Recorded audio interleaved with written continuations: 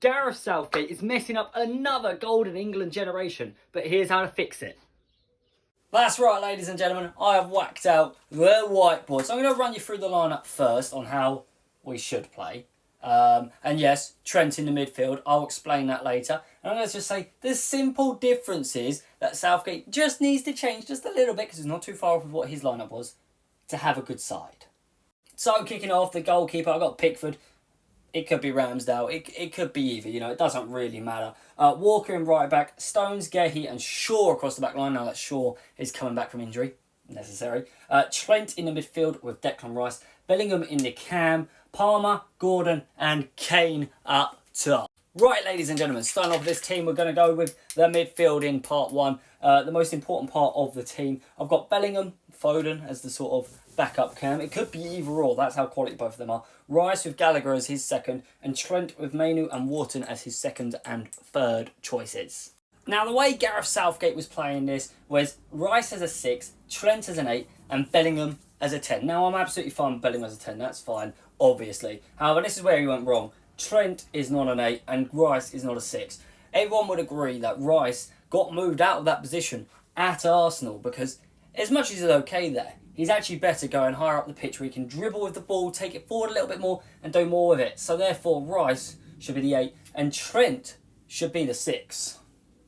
Right, going position by position, and we'll start off with the 6, Trent Alexander-Arnold. Now sitting, rather than here, more like here, in between the two centre-backs. Now, we've seen him in this position for Liverpool when he was doing his hybrid right-back thing, where Stones in this situation, but it was Kanate or Quansah would go wide, Trent would be in the middle, and he'd have Van Dijk to his left. And he did all right there. Defensively, there weren't too many issues, and in terms of an attacking point of view, he was able to spread it wide to whoever was on the right-hand side. In this case, we've got Shaw and Walker out in the right-back position and left-back position, wide. And he's also got the ability, we all know, to play it long to Palmer, to play it long to Gordon, play it long to Kane, or just play it to Rice or Bellingham if there's a little pass in between. He can do it all when it comes to passing. He is one of the best passers of the ball. And in this little position here, which he is used to playing at Liverpool, he can see everything. When he was the 8, a bit more higher up, there was less awareness of what was around him, and it was a bit more in at the deep end of the midfield.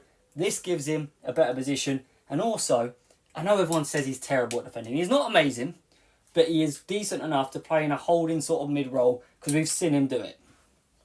Right, next up we have got Declan Rice. Now, I've also put Gallagher in brackets underneath him because this is the workhorse position. Your number 8, up, down, here, there, everywhere. That is all they have to do, basically. It's not too in-depth. Let Declan Rice do what he does for Arsenal. Get here, get there, get in a position to shoot, get in a position to score, come back and defend, pass, be the link to Jude Bellingham or Phil Foden, whoever it might be. Simple. And the final person, Jude Bellingham. Now, in this number 10 role, I've got Bellingham and Foden. Now, I know Foden's been playing out here, and Bellingham's been in here most of the tournament. We'll probably see Bellingham start and Foden benched anyway because he's had his baby, Foden. Congratulations, number 3 already. But yes, we just need both of these in this role, not at the same time. Bellingham plays for 70 minutes, Foden comes on, or 60 minutes if he's not performing. Or vice versa. If Bellingham ain't playing well, start Foden, bring Bellingham on from the bench and have an impact sub. It's not the worst thing to have a world-class player coming on. Man City do it all the time. Liverpool try to do it most of the time. Arsenal don't really do it. But bringing world-class players on isn't a bad thing. Right, part 2. If you haven't already seen it, part 1 we looked at the midfield where we said Trent is a holding mid, Rice is an 8, and Bellingham's a 10 still, and Foden's his backup, or the other way around. Now we're looking at the defence. Luke Shaw, Gehi, Stones, and Carl Walker. That is our strongest defence, definitely, for this tournament. Why Luke Shaw and not Trippier? Well, I haven't even put Trippier here. He is not a left back. Every time Trippier has got the ball, he's had to cut back, go inside, go backwards, or try and whack it across the field like Harry Kane did for us to concede against Denmark. Hasn't worked. We need an overlapping left back. Joe Gomez, he's done it occasionally for Liverpool this season, but I would still start Shaw as he's left-footed.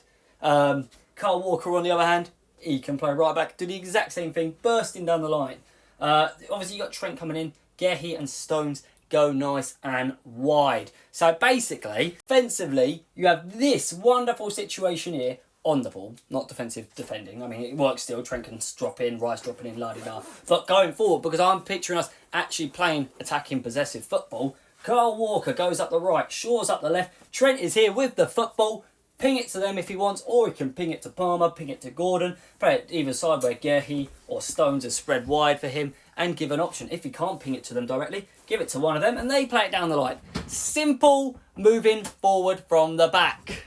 Part 3, and we're on to the attack. I've gone for Palmer, Kane, and Gordon as my starting 3 dream. Now, Saka as the backup to Palmer, and I put Bowen on there, right, because it's not going to be Foden. I wanted a winger. Now, I'm very aware he should play on the right, and he probably will. I'd probably say if Gordon's got to come off and Bowen's coming on, put Palmer on the left, Bowen on the right. That's why there's a little star next to him.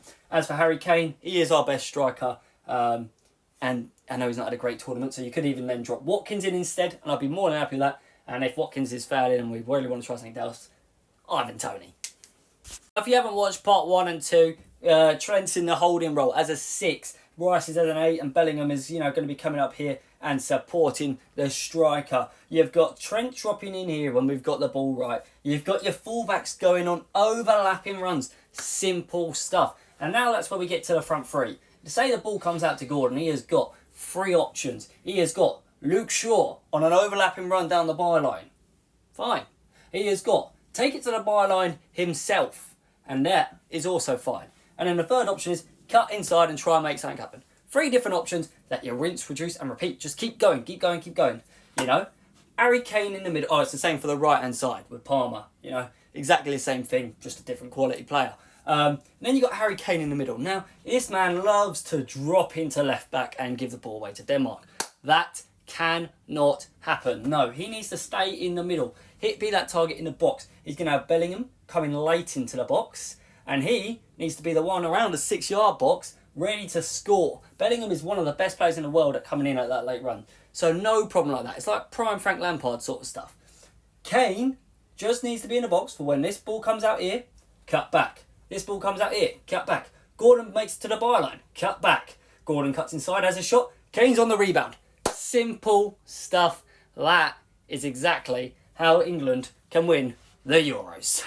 So there you go, guys. There is my insane tactics on how to basically be Gareth Southgate. I mean, no, this isn't how you be Southgate. This is how you be a good manager and do simple things that work. Because Southgate's plan is basically none of this, and it's all just, right, give it to Rice, right, play it back there, right, play it there, boot it along to Kane, oh, he's lost it, win the ball back and go again. But that's not what we're going to do. We're hopefully going to do this. So go tag Gareth Southgate, and yeah, if you're new, drop a like, drop a follow, and I'll see you in another one.